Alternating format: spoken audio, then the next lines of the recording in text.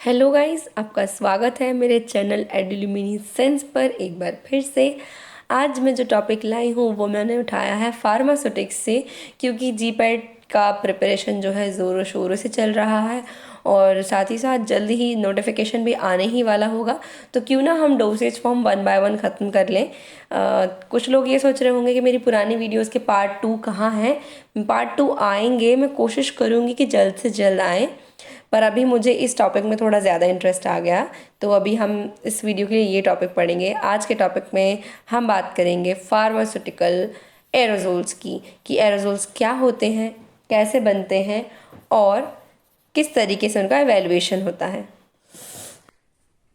तो शुरू कर रहे हैं हम आज का वीडियो फार्मास्यूटिकल एरोजोल्स के बारे में।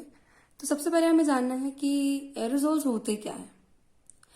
तो एरोजोल्स, अगर मैं बात करूं सिंपल भाषा में, तो ऐसी फार्मास्यूटिकल प्रिपरेशंस जिनमें हम जो फार्मास्यूटिकल कंटेंट है या जो फार्मास्यूटिकल प्रोडक्ट है उसे प्रेशर के मदद से कंटेनर के अंदर फिल करते हैं।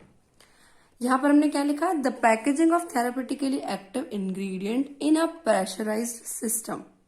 A system is called aerosol if that depends on the power of compressed or liquefied gas to expel the content from the container.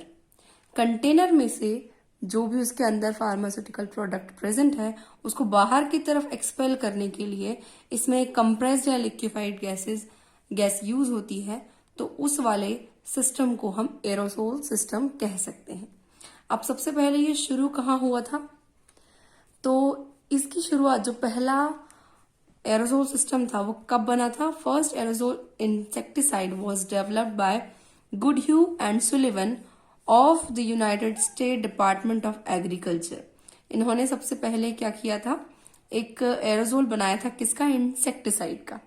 तो तभी से इनकी शुरुआत हो गई थी इंसेक्टिसाइड से रिलेटेड, या हम कह सकते हैं अलग अलग ड्रग्स की। फिर धीरे धीरे शुरुआत हो गई एरोसोल बनने की। हमें क्या जरूरत पड़ी एरोजोल्स की, क्या फायदे हैं एरोजोल्स के, ये हम पढ़ लेते हैं। कि भाई ओरल रूट या पेरेंट्रल रूट दोनों ही हटाकर कुछ कुछ चीजों में, कुछ कुछ केसेस में हम एरोजोल्स को क्यों प्रेफर करते हैं, ये हम जान लेते हैं। क्या एडवांटेजेस हो सकते हैं इसके। तो सबसे पहले, dose can be remove without contamination. ये बिल्कुल सही बात है कि आप यहाँ पर जब डोज एडमिनिस्टर कर रहे हो तो उस वक्त कंटामिनेशन के चांसेस नहीं होते। जैसे कि हम बात करें सिरप्स के केसेस में, या आई ऑइंटमेंट या आई के रिलेटेड जो ड्रॉप्स होती हैं, आई ड्रॉप्स, उनकी केसेस में बात करें तो वो एक बार ओपन हो जाती हैं तो पूरी तरह से क्लोज तो होती नहीं है, तो कंटामिनेशन के चांसेस वहां होते हैं। या हम बात कर ले टैबलेट में, तो टैबलेट में भी ऐसा होता है कि आपने टैबलेट को पहले ब्लिस्टर से निकालना होता है, उसके बाद आप उसको हाथ में लेते हैं, फिर उसके बाद आप उसको एडमिनिस्टर करते हैं। तो पॉसिबिलिटीज है कि इस बीच कंटामिनेशन हो सकता है, पॉसिबल है। तो यहाँ पर ये इस तरीके की कोई प्रॉब्लम देखने को नहीं मिलती है। फिर नेक्स्ट क्या है कि medication can be delivered directly on affected area. तो ये चीज कैसे पॉसिबल है, जैसे लोकली दे रहे हो आप, तो अब हम कहेंगे कि ये तो हम टॉपिकल प्रिपरेशंस में भी कर सकते थे, जैसे कि टॉपिकली हम ऑइंटमेंट्स को अप्लाई करते हैं, वैसे भी कर सकते थे। पर जैसे कि रेस्पिरेटरी केस में मैं बात करूं, जब किसी को अस्थमा होता है, जो अस्थमा के पेशेंट्स होते हैं, उनमें आप किसी और रूट के थ्रू डायरेक्टली आपकी ड्रग को अफेक्टेड एरिया पर डिलीवर नहीं कर सकते हैं। सिर्फ यही एक तरीका है जिसमें हम इनहेलर्स के मदद से अफेक्टेड एरिया पर, यानी हमारे जो लंग्स हैं, जो हमारा रेस्पिरेटरी सिस्टम है, उस पर ड्रग को क्या कर सकते हैं, एडमिनिस्टर करा सकते हैं।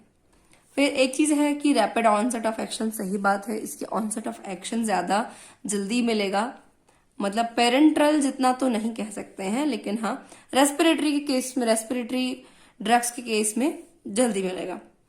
Dose lowering in case of steroid therapy, जो स्टेरॉइड थेरेपी होती है उसमें डोज अगर आपको कम करने हो तो ये बेस्ट रूट होता है। फिर इसके बाद है alternate route for the drugs which are not suitable for oral and parenteral route. तो ये तो बिल्कुल सीधी सी बात है, ऐसी कुछ ड्रग्स होती हैं जो हम ओरली नहीं दे सकते हैं या हम पेरेंट्रल रूट से भी नहीं दे सकते, तो उस वक्त ये बहुत ही सही रूट होगा। जैसे हम बात कर लें किसमें, जो अस्थमा की मेडिसिन होती हैं, तो उस केस में कई ऐसी मेडिसिन है जो आप ओरली देना प्रेफर नहीं करते हैं, तो क्योंकि वो आपको लेट एक्शन देगी। पहले आप वो जाएगी पूरी इंटेस्टाइन में, फिर उसके बाद वो एब्जॉर्ब होगी, एब्जॉर्ब होने के बाद में वो डिस्ट्रीब्यूट होगी, फिर कहीं जाके वो लंग्स पर एक्शन देगी। तो इससे ज्यादा अच्छा होता है कि उनको इनहेलेशन के थ्रू दे दिया जाए, तो उस वक्त ये बेस्ट रूट होता है। फिर नेक्स्ट है कंपोनेंट्स। हम बात कर लेते हैं कि किसी एक आइडियल एरोसोल के अंदर कितनी चीजें होनी चाहिए। तो सबसे पहली चीज है प्रोपेलेंट। अब ये प्रोपेलेंट क्या होता है वो हम जानेंगे, पर पहले हम चारों चीजें पढ़ लेते हैं। Propellant, container, valve and actuator and product concentrate.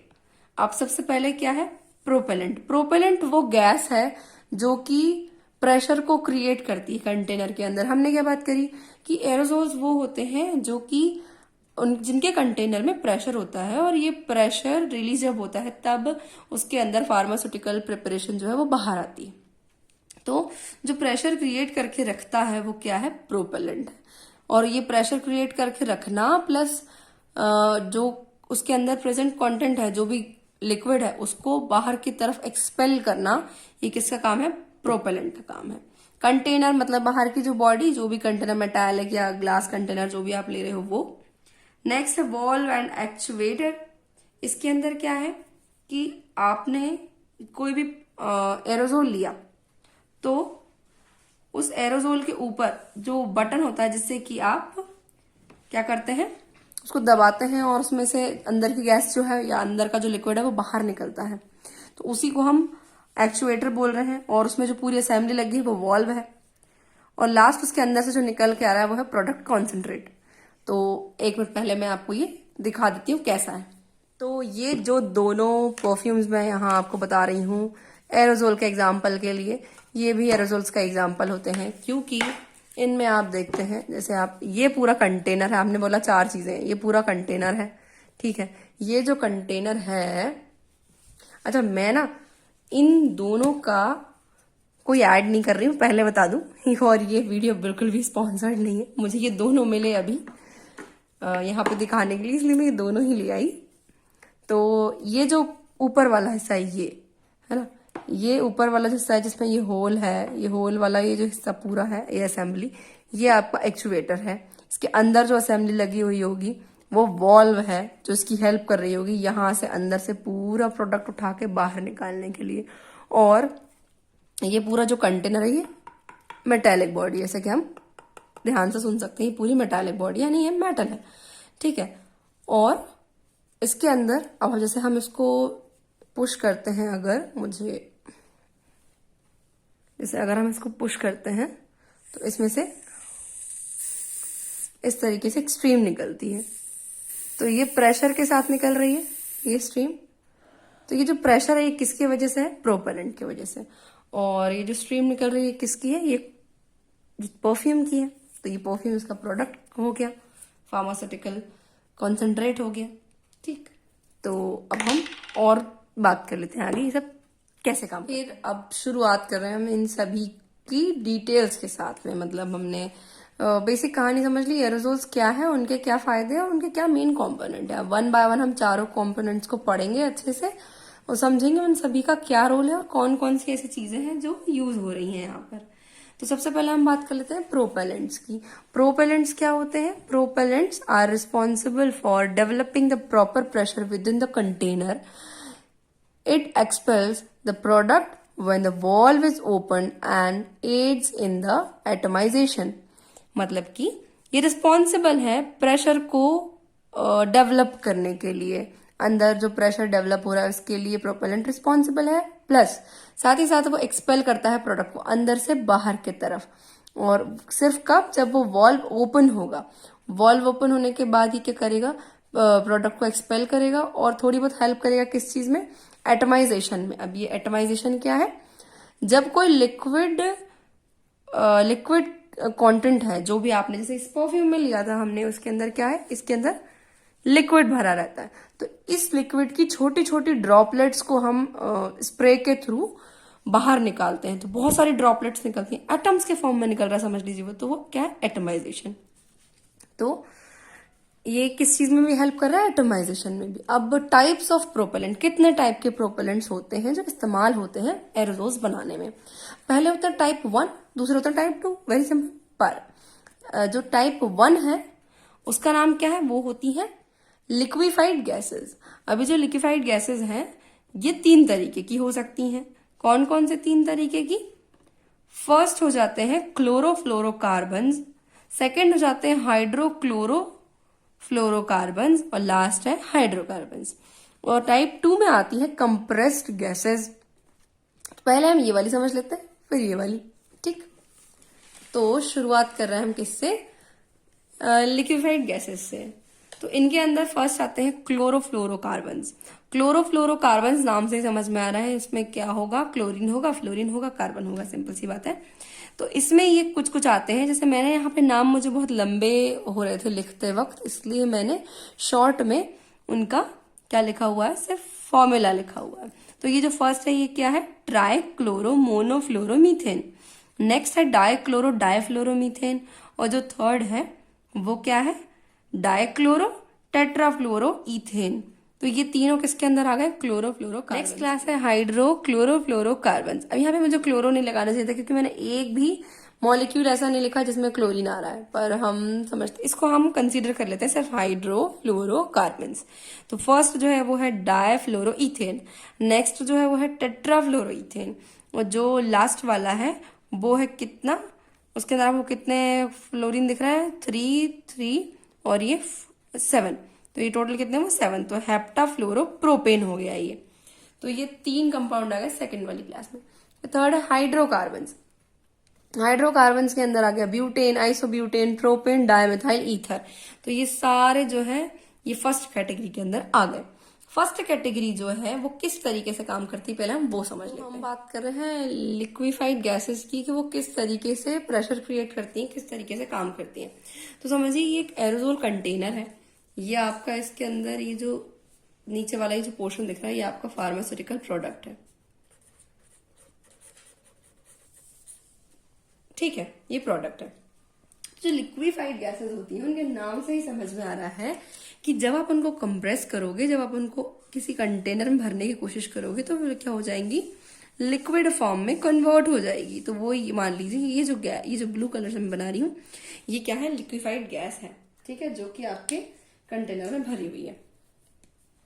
तो जो लिक्विफाइड गैसेस होती हैं वो किस तरीके से काम करती हैं, वो 2 फॉर्म्स बना के रखती है, एक लिक्विड और इसके जस्ट ऊपर कंटेनर के अपर पोर्शन में इसकी वेपर्स होती हैं यहां पर। तो ये सेम गैस की वेपर्स हैं, इस तरीके से ये किसी कंटेनर में रहती हैं। कौन सी है ये, लिक्विफाइड गैसेस। अब लिक्विफाइड गैसेस जो होती हैं ना उनको उनके पूरे नाम से नहीं बुलाते हैं कि ट्राइक्लोरो मोनोफ्लोरो इथेन, इस तरीके से नहीं। उनके साथ क्या होता है कि उनको एक क्या कहना चाहिए, एब्रीविएशन दिया गया है। अब इसको अपन एग्जैक्टली एब्रीविएशन भी नहीं कह सकते हैं क्योंकि ये कोई निकनेम नहीं है या कोई शॉर्ट फॉर्म नहीं है, ये उनको एक मार्किंग दी गई है, एक इंटरनेशनल नाम दिया गया है उनके स्ट्रक्चर पर बेस्ड। तो वो क्यों दिया, वो कैसे दिया, हम वो समझते हैं। इसके लिए कुछ ना रूल्स होते हैं जिनकी हम बात करेंगे, मैं यहाँ पर आपको समझाऊंगी। जैसे कि एक चीज हमको समझ लेनी है कि ये डिजिटल नंबर, आपने जो नंबर बनाया गया, जो डिजिट बनाया गया एक्चुअली वो कैसे बनाया। हमेशा कोई भी क्लोरोफ्लोरोकार्बन हो या कोई भी लिक्विफाइड गैस हो, कोई भी प्रोपेलेंट हो, उसका जो नाम है, जो स्पेसिफाइड नंबर, जो डिजिट दिया है, वो हमेशा 3 डिजिट कैरी करेगा, ठीक है, कोई भी 3 डिजिट्स। अब वो कोई भी 3 डिजिट कौन से होंगे, वो कैसे डिसाइड होंगे, वो हम बात करते हैं। 3 डिजिट में से जो फर्स्ट होगा, फर्स्ट हमेशा क्या बताएगा, नंबर ऑफ कार्बन्स -1। सेकेंड हमेशा बताएगा नंबर ऑफ हाइड्रोजन्स +1। और जो थर्ड है वो बताएगा नंबर ऑफ फ्लोरीन्स। तो अगर हम एग्जाम्पल के तौर पे लें तो ये फर्स्ट वाला ले लेते हैं, ट्राई क्लोरो मोनोफ्लोरो मीथेन। इसका क्या काम है, इसका जो मतलब इसका जो मॉलिक्यूलर फॉर्मूला है वो कुछ ये है, ठीक। तो अगर मैं उसका ये एब्रीविएशन बनाने की कोशिश करूं तो क्या बनेगा, नंबर फर्स्ट वाला लिखना है, number of carbon -1। Number of carbon 1 है तो 1 - 1 0, तो उसको लिखने की जरूरत नहीं है आपको। तो उसका नाम लिखने से पहले आप लगा दीजिए प्रोपेलेंट। अब 0 लिखने की तो जरूरत है नहीं, सेकंड पे हो जाते हैं। सेकंड में है number of hydrogen +1, number of hydrogen 0, 0 + 1 = 1, 1 हो गया, ठीक है। थर्ड क्या है, नंबर ऑफ फ्लोरीन कितना है 1, तो यहां हमने 1 लिख दिया। तो ट्राइक्लोरो मोनोफ्लोरो मीथेन का नाम क्या हो गया, प्रोपेलेंट 11। इसी तरह हम कौन सा एग्जाम्पल लेते हैं, थर्ड वाला ले लेते हैं, डाइक्लोरो टेट्राफ्लोरो इथेन। ये क्या कहता है कि आपको फिर से बनाना है, प्रोपेलेंट लिखिए पहले तो, और फिर इसके बाद में फर्स्ट वाला डिजिट। तो अपन ने क्या स्ट्रक्चर लिया है, अपन ने स्ट्रक्चर लिया है CCl2CClF2, ठीक। तो फर्स्ट है नंबर ऑफ कार्बन -1, तो नंबर ऑफ कार्बन कितना है 2, तो 2 - 1 तो हो गया 1। फिर number of fluorine, number of hydrogen 0, मतलब फिर से 1। नंबर ऑफ फ्लोरीन यहाँ कितना है 2, यहाँ कितना है 2, तो कितना हो गया ये 4। तो ये है प्रोपेलेंट 114, ठीक। तो इस तरीके से इनका नाम बन गया। तो इसी तरीके से इन सबके नाम है जो आपको समझाए गए, बताए गए, ठीक है। अब इसमें एक और चीज जो आपको स्पेसिफाई करके मुझे बता देनी चाहिए वो ये कि यहाँ पर है ना, कहीं कहीं आपको इस तरीके से लिखा मिलेगा। हाँ, तो हम क्या बात कर रहे थे कि यहाँ पर ए भी लगेगा। अब यहाँ पर ये ए लगा होता है, मतलब किसी भी स्ट्रक्चर में, मैं इसकी नहीं बात कर रही हूँ, किसी और, जैसे कि यहाँ पर हमने यूज किया ये ए लगा हुआ है ना, यहाँ पर ही ए लगा हुआ है। तो ये ए क्या दिखाते हैं कि आइसोमर कौन सा है। ऐसा पॉसिबल है ना कि आपको किसी एक ही स्ट्रक्चर में अरेंजमेंट अलग अलग हो, जैसे कि इस वाले में 2 मान लो Cl है, ये यहाँ पर अरेंज है, और जबकि एक में यहाँ पर अरेंज।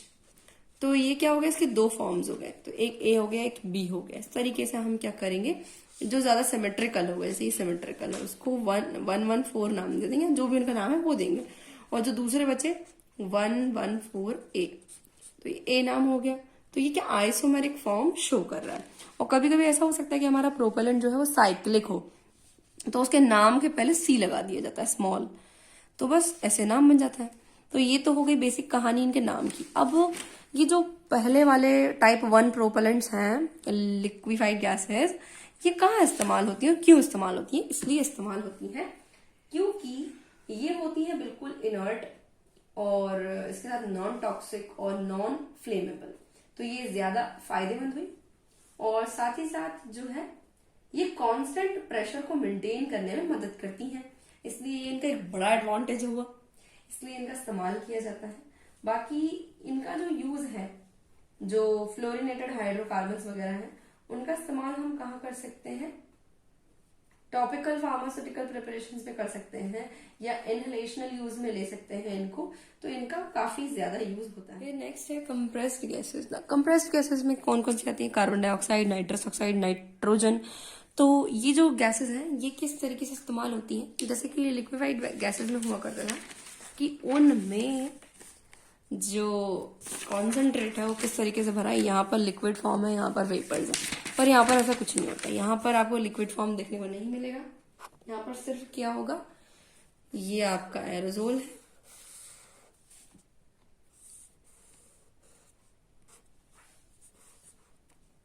और ये आपका प्रोडक्ट है। मान लीजिए यहाँ तक हमने प्रोडक्ट भर दिया, ये पूरा प्रोडक्ट है आपका, और इसके हेड स्पेस में ऊपर का जो स्पेस है उसमें वेपर फॉर्म में, कंप्रेस्ड गैस फॉर्म में जो है आपकी कंप्रेस्ड गैस रहेगी, ये जो सेकंड वाला प्रोपेलेंट है वो रहेगा, ठीक इस फॉर्म में। तो जब जैसे ही हम इसको दबाते हैं तो ये लिक्विड को बाहर की तरफ पुश करता है, ठीक इस तरीके से ये काम करता है।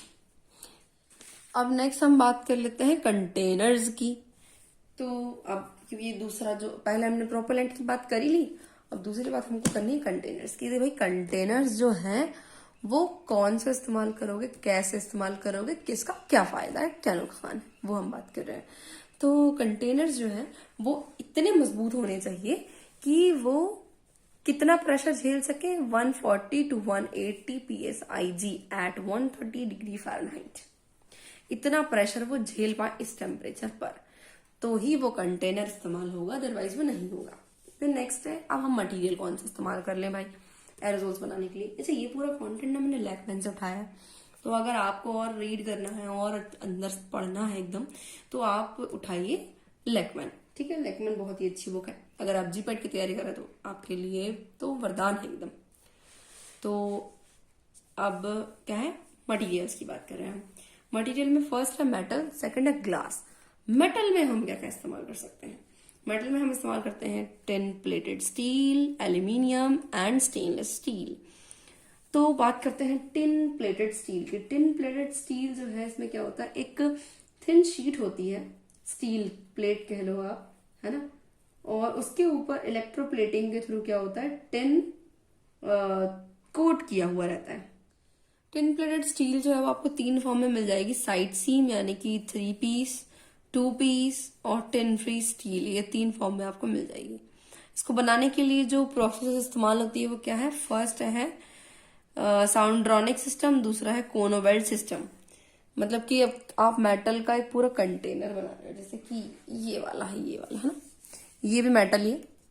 तो अब ये कंटेनर बनाने के लिए क्या इस्तेमाल होगा, अगर आप गौर करो तो ये एक बॉटम रहता है, ठीक है, ये एक पूरे सिलेंडर होता है, बॉडी सिलेंडर, और ये उसका पूरा एक हेड रहता है, मुझे कहना चाहिए अपर पोर्शन। तो अब वो कैसे बना है, क्या ये पूरा एक ही है, कि 1 2 3 है, या फिर ये 1 2 है, इस तरीके से ये डिवाइडेड रहता है। तो हम बात कर रहे हैं इसकी, ये कैसे कैसे टिन प्लेटेड स्टील के इस टाइप के कंटेनर बन सकते हैं। फिर जो नेक्स्ट है वो क्या है, एल्यूमिनियम। एल्यूमिनियम भी 2 टाइप से हो सकता है, 2 पीस 1 पीस, है ना। तो जैसे कि अभी हमने देखा वो 1 पीस वाले एग्जाम्पल था, वनेसा का जो था, और ये जो यार्डले है ये भी 1 पीस का ही एग्जाम्पल है, क्योंकि इसमें ऊपर की तरफ ना तो कुछ है ही नहीं। ये वाला जो हिस्सा इन्होंने लगाया ये पूरा प्लास्टिक है, ये पूरा प्लास्टिक है, और ये पूरा यहाँ मेटालिक रखा हुआ है इन लोगों ने। तो ये पूरा, ये भी 1 पीस के अंदर ही आता है। तो नेक्स्ट जो है, अभी इसके साथ क्या है, वैसे तो इसमें कोरोजन ज्यादा नहीं होता, लेकिन हाँ अगर कुछ अंदर का जो मटेरियल है वो अगर वाटरी नेचर का है, हाँ एक्वस नेचर का है, तो चांसेस हैं, या इथेनॉल के साथ है तो चांसेस हैं कि ये इसमें कोरोजन हो जाए, लेकिन आप इससे बच सकते हैं। इसके अंदर इंटरनल कोटिंग होती है, तो कोटिंग से बचा जा सकता है। अगर कोटिंग कर दी जाए तो नहीं होता है कोई भी इस तरीके का प्रॉब्लम। फिर नेक्स्ट आता है स्टेनलेस स्टील। स्टेनलेस स्टील जो है वो बहुत ज्यादा ही स्ट्रांग है और इनहेलेशनल यूज के लिए बेस्ट है, पर यह है कि कुछ महंगा है ये, है ना। इसके अलावा मैंने जो टिन प्लेटेड स्टील और उसका यूज नहीं बताया, इनको आप कहीं भी यूज कर सकते हो, बहुत सारे इनके यूजेस हैं, जैसे कि इनहेलर्स में, परफ्यूम्स में हम इनको इस्तेमाल कर सकते हैं। नेक्स्ट है ग्लास। ग्लास ग्लास के अंदर 2 चीजें हम पढ़ेंगे, कोटेड और अनकोटेड ग्लास। कोटेड, अनकोटेड में क्या है, कोई कोटिंग नहीं, प्लेन ग्लास है, और जो कोटेड है उसमें एक प्लास्टिक की कोटिंग लगी रहती है। तो इसके साथ क्या है कि ग्लास के अंदर कोई भी किसी भी तरीके की कोरोजन रिलेटेड प्रॉब्लम नहीं होती है, और ये कोटिंग में, मतलब कोटिंग के साथ या कोटिंग के बिना अवेलेबल रहते हैं। और जो ग्लास है वो हम अगर बात करें किसके हिसाब से, यूज के हिसाब से, तो परफ्यूम्स में काफी इस्तेमाल होता है इनका।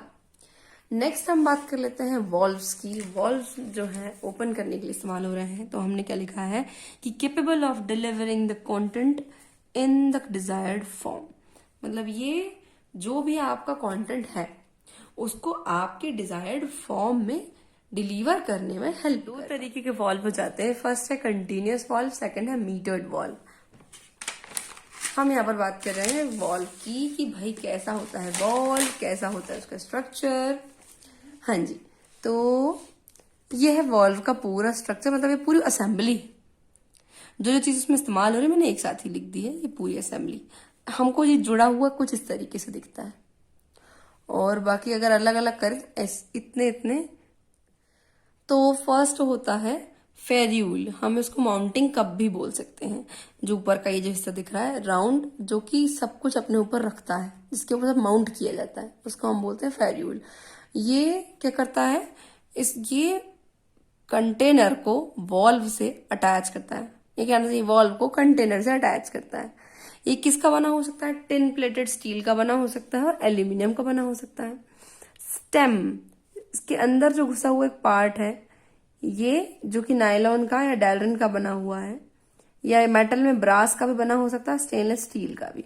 ये इसमें जो माउंटिंग कप होता है उसके बीच में लगा हुआ रहता है। इसका जो ओरिफिस साइज है वो कितना हो सकता है, 0.0132 0.03 इंच हो सकता है। फिर नेक्स्ट है वॉल्व सीट और वॉल्व बॉडी, जो कि इस तरीके से दिख रही है आपको। ये भी किसका बना होता है, नायलॉन डेलरन का बना हो सकता है। और ये क्या करता है, ये एक ओपनिंग कंटेन करता है अपने अंदर, जहां पे अटैचमेंट है एक ओपनिंग रहेगी इसमें। और ये जो ओपनिंग है ये क्यों है, ताकि इसमें एक डिप ट्यूब लगी रहे। और ये जो ओपनिंग है इसका साइज भी ऊपर की तरह ही होगा, बराबर एकदम। फिर नेक्स्ट है माउंटिंग गैस्केट। ये गैस्केट क्यों, एक रबर की जरूरत पड़ती है ताकि एयर बाहर अंदर ना हो, तो गैस्केट लगी रहेगी, जो कि किससे बनी होगी, बूना एन या फिर नियोप्रीन रबर की बनी होगी। फिर आती है डिप ट्यूब। डिप ट्यूब जो होगी वो अंदर की तरफ एकदम, जो भी आपका फार्मास्यूटिकल प्रोडक्ट है उसमें अंदर तक डिप्ड रहेगी, ताकि जब प्रेशर अप्लाई हो तो उसमें से जो कंटेंट है वो बाहर निकल सके इसके थ्रू। तो ये किसकी बनी हो सकती है, पॉली इथाइलिन की बनी हो सकती है, पॉली प्रोपाइलिन की बनी हो सकती है। इसका इंटरनल जो डायमीटर होता है वो 0.1202 टू 0.125 इंचेस हो सकता है। साथ ही साथ ये दो टाइप से हो सकती है, जैसे कि कैपिलरी डिप ट्यूब होगी, जब बहुत ही फाइन होगी, तो बहुत फाइन होगी तो 0.05 इंच तक का भी इसका डायमीटर हो सकता है। फिर इसके बाद अगर मान लीजिए कोई बहुत विस्कस प्रोडक्ट है, तो उस केस में इसका डायमीटर काफी ज्यादा हो सकता है, जैसे कि 0.195 इंचेस। तो ये हो गए वॉल्व की जो पूरी असेंबली है उसके पार्ट्स। फिर है मीटरिंग वॉल्व, जो होते हैं मतलब एक स्पेसिफाइड डोज ही उससे निकलता है, थोड़ा सा भी ज्यादा कम नहीं होता। तो ये जो मीटरिंग वॉल्व होते हैं, इनसे 50 से 150 mg तक जो लिक्विड मटेरियल है वो एक बार में डिस्पेंस हो सकता है। इस तरीके से इनको डिजाइन किया जाता है। फिर नेक्स्ट आता है एक्चुएटर। एक्चुएटर क्या होते हैं, it allows for easy opening and closing of the valve. अब वॉल्व को बंद करना है, खोलना है, उसके लिए यही है। तो जैसे कि हम इन परफ्यूम्स की बात करें, तो यहाँ पर मान लीजिए अभी वॉल्व बंद है ना, अब वॉल्व को ओपन करना है तो क्या करना पड़ेगा, इसको दबाना पड़ेगा। तो ये जो दबाया हमने वो कौन है, ये एक्चुएटर है। ठीक है, एक्चुएटर जो है वो ओपन कर रहा है वॉल्व को। तो ये जो इसके एक्चुएटर है, इसके कितने टाइप हो सकते हैं, इसके हैं 4 टाइप्स। 4 टाइप कौन से, स्प्रे, फोम, सॉलिड स्ट्रीम और स्पेशल एप्लीकेशंस। अब है स्प्रे, मतलब जो भी एक्चुएटर आप इस्तेमाल कर रहे हो वो किस तरीके का प्रोडक्ट डिलीवर कर रहा है, उसके बेस पर इसके अलग अलग टाइप है।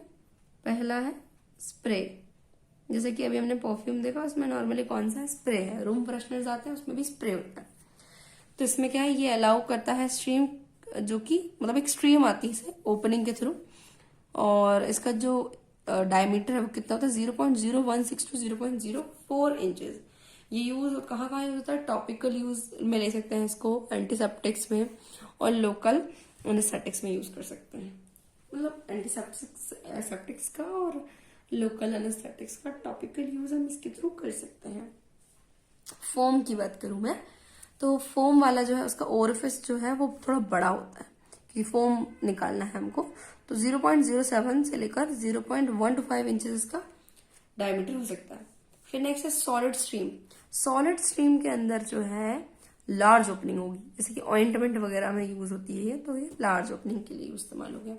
फिर नेक्स्ट है स्पेशल एप्लीकेशंस। तो ये कोई स्पेसिफिक अप्रोप्रिएट साइट पर ही जाके डिलीवर करता है मेडिकेशन, जैसे कि आपका क्या हो गया, फेरिंग्स हो गया, है ना। फेरिंग्स में जो फेरेंजियल एक्चुएटर आते हैं वो इस्तेमाल होते हैं। अब नेक्स्ट है फॉर्मुलेशन। आपने बता दिया कि आप कैसा कंटेनर ले रहे हो, कैसा प्रोपेलेंट ले रहे हो, कैसा एक्चुएटर वॉल्व ले रहे हो। अब आप फॉर्मुलेशन में क्या डाल रहे हो, जो प्रोडक्ट कॉन्सेंट्रेट है उसके अंदर क्या। तो इसके अंदर 2 एसेंशियल कंपोनेंट्स होते हैं। क्या, पहला होता है कंसंट्रेट, दूसरा होता है प्रोपेलेंट। प्रोडक्ट कॉन्सेंट्रेट के अंदर क्या होता है, consist of active ingredient and other necessary agent such as solvent, antioxidant and surfactants. इसके अंदर क्या होता है, एक्टिव इंग्रेडिएंट है आपका जो भी है, अदर नेसेसरी एजेंट्स है। अब जैसे आपको कोई और भी चीजें डालनी, जैसे आप टैबलेट्स में एडिटिव्स डाल रहे थे, डायल में डाल रहे थे, बाइंडर्स, डिसइंटीग्रेंट्स, वैसे यहाँ पे भी कुछ कुछ चीजों की जरूरत पड़ती है।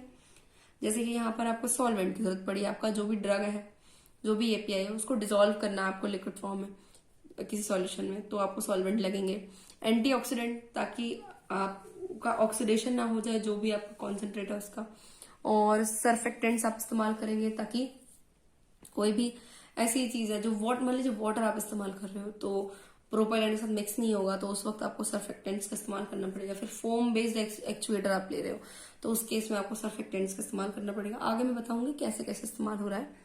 फिर नेक्स्ट है प्रोपेलेंट्स। प्रोपेलेंट्स अभी हमने पढ़े जो कि प्रोपेल करने में इस्तेमाल हो रहे हैं या एक्सपेल करने में।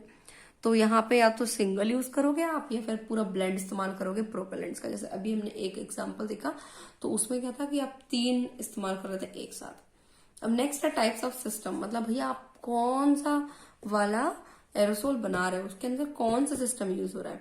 क्या वो सॉल्यूशन सिस्टम है, मतलब उसमें कोई सॉल्यूशन भरा है। क्या वो वाटर बेस्ड सिस्टम है, तो उसमें कोई वाटर बेस्ड चीज भरी हुई है। क्या वो सस्पेंशन सिस्टम है, क्या वो फोम सिस्टम। अब हम इनके बारे में डिटेल में जानेंगे इस वीडियो के पार्ट 2 में। पार्ट 1 में हमने बात कर ली प्रोपेलेंट्स की और कंटेनर्स की, साथ ही साथ कुछ फॉर्मुलेशन की भी। अगले वीडियो में हम बात करेंगे कि कौन कौन से एरोसोल सिस्टम्स होते हैं और एरोसोल सिस्टम्स को किस तरीके से मैन्युफैक्चर किया जाता है और किस तरीके से फिल किया जाता है, और लास्ट हम समझेंगे कि इसका एवेल्यूएशन कैसे किया जाता है। ये सारी चीज़ें हम देखेंगे पार्ट 2 में। तो आगे आप सब कुछ जानना चाहते हैं, देखना चाहते हैं तो जुड़े रहिए मेरे साथ, मेरे चैनल है डेली मिनी साइंस पर। इस वीडियो को लाइक करना नहीं भूलिएगा। अगर आपको पसंद आई तो कमेंट भी करिएगा, और कोई डाउट रह जाए या कोई सजेशन देना हो तो वो भी आप मुझे कमेंट करके बता सकते हैं। Thanks for watching.